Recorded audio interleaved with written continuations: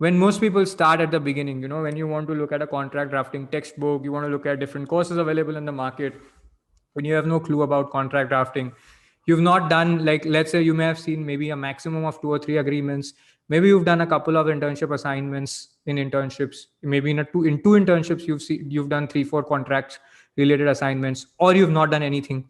Okay, in all these cases, you're at this beginner level where you don't know how to start when you're given a contract, and you're basically going to read it really fast, and you're going to read it with a lot of focus, try to mug it up, but you don't know what to look for, how to read it, how to interpret it. Okay, and you don't have even confidence that what you're reading, whether it's the correct reading or not. Okay, and obviously you have struggled with using clauses from a template and customizing it in your own language. That is a big problem at the moment. Okay, but this is level 1. So at this time, you will need to actually understand the structure of a contract. You'll have to read at least 30 individual clauses of a contract. You'll need to understand the whole body and structure of a contract. The maximum you can get is reading from a book or from a course which doesn't personally coach you in detail. You will understand what the headings are. Okay, but your ability to draft will not get formulated at that time.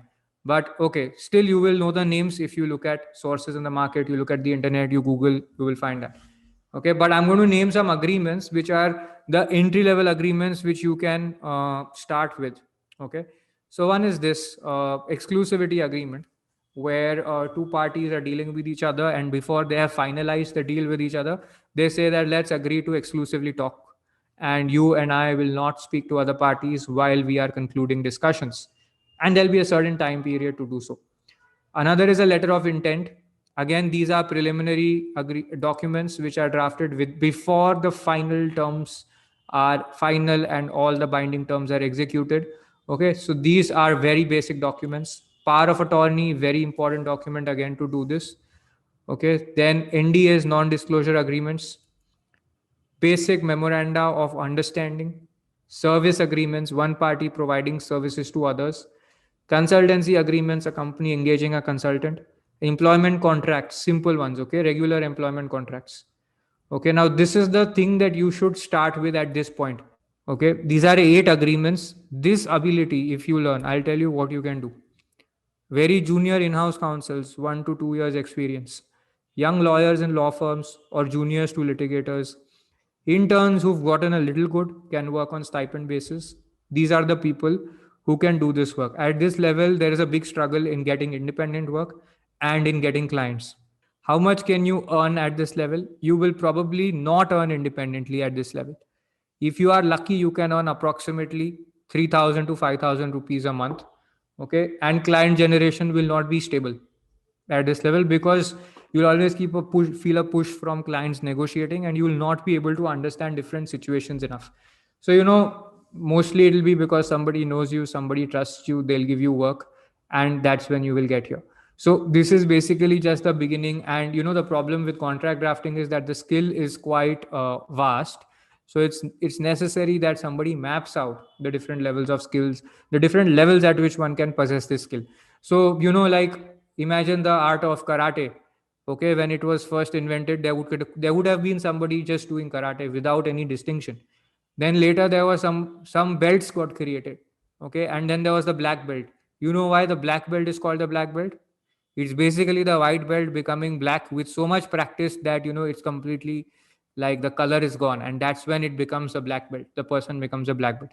So the journey of karate basically got mapped out with different skill levels, and this is what I am trying to do here. The journey of learning and possessing contract drafting skills and the earnings that you can get, I am mapping this at different levels.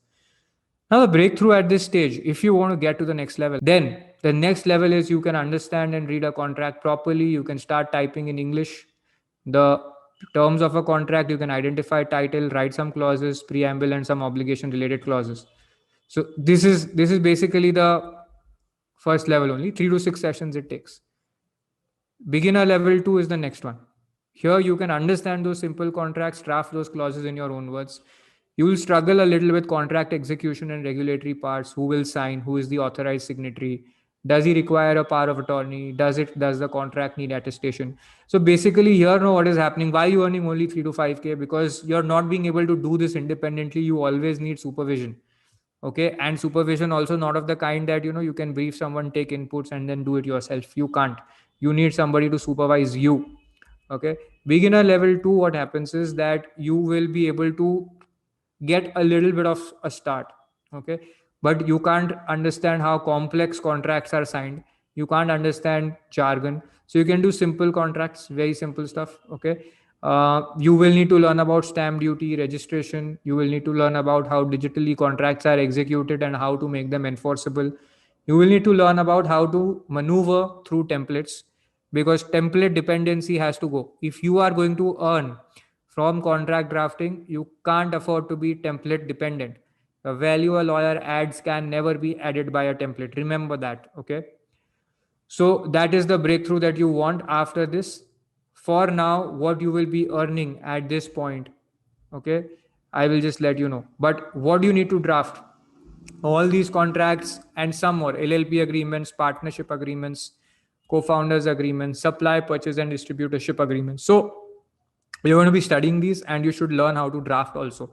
It may be happening that you start studying this, get familiar with these, and by the time you go to the next level, you are very comfortable drafting these. Okay, because you have to go to the next level to be able to do this level properly. Correct? You have to go to class 5 to be able to do very well the class 4 level work. It's like that. Okay, supply, purchase, and distributorship agreements, leave and license. So this takes 7 to 10 sessions. After this, what happens is you can do your basic work well. Okay, only basic work, but again, very junior level work. So you have junior in-house counsels, young lawyers in law firms, juniors to litigators, interns on stipend basis again. So at this level, what's the difference is that you may have a job, but it may be a low paying job. If there's a downturn, if you're laid off, if you want to switch, you will find it difficult. Freelance work will come on and off, and it'll be of very little value, like 5,000 rupees to 15,000 rupees, but the market is quite competitive. Okay, and you will not be able to find enough clients, because at this stage, client generation ability and client delivery skills, these are different, right? You should be able to get clients, and then you should be able to serve them. But while they're different, your ability to serve them impacts how good you can be with client generation.